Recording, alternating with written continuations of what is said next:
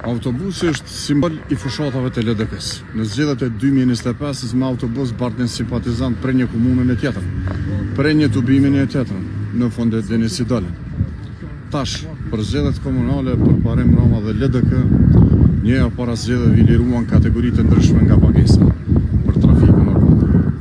Pra, fushat me autobus.